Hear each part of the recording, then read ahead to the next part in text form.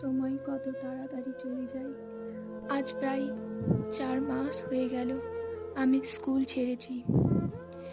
HS pass করার পর ভেবেছিলাম নতুন জীবন শুরু হবে, আনন্দ হবে।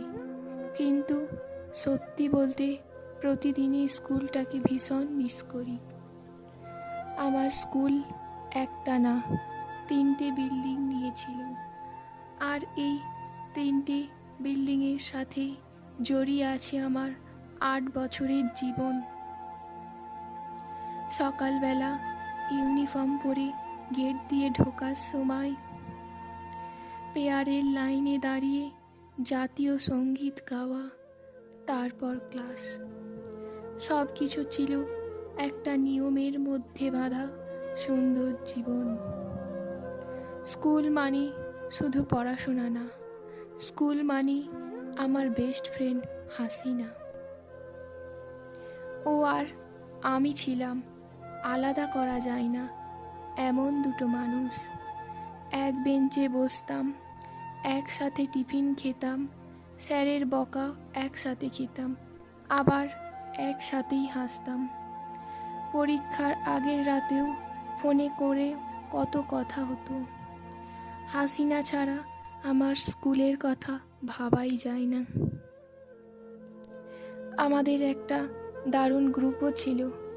8-10 জন মিলে আমরা ছিলাম স্কুলের সবচেয়ে দুষ্টু, আবার সবচেয়ে একতা।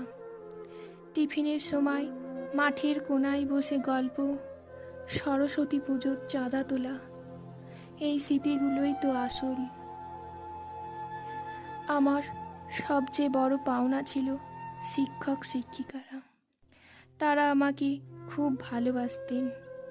আমি ক্লাসে দুষ্টু ছিলাম না, আর সবাইকে সম্মান করতাম। তাই স্যার ম্যাডামরা আমাকে নিজের মেয়ের মতো দেখতেন। স্যারেরা শুধু পড়াতেন না, বুকে আগলে রাখতেন।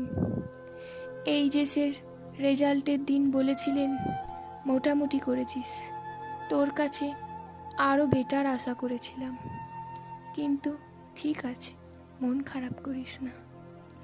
স্যারের সেই বকা আর আদর মেশানো কথাটা আজও ভুলিনি। পরীক্ষার আগে বলতেন, ভয় পাস না, তুই পারবি। স্যারের সেই বকা আজও খুব মিস করি। ইংরেজি স্যার বলতেন, এটা এভাবে করো।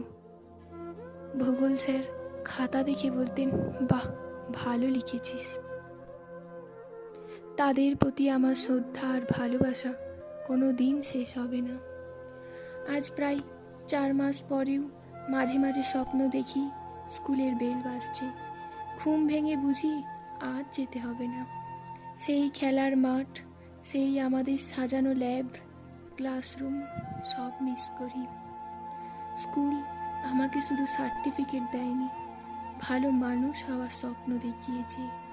আমাদের সেই গ্রুপ, সব স্যার ম্যাডামদের ভালোবাসা, বন্ধুদের সাথে কাটানো সময়, প্রতিটা মুহূর্তই, এগুলোই আমার জীবনের সবচেয়ে দামি সম্পদ। জানি আর কোনো দিন ফিরে যাওয়া হবে না, কিন্তু মন থেকে তা কোনো দিনও যাবে না। খুব ভালোবাসি আমি স্কুলকে, খুব মিস করি আপনাদের সকলকে।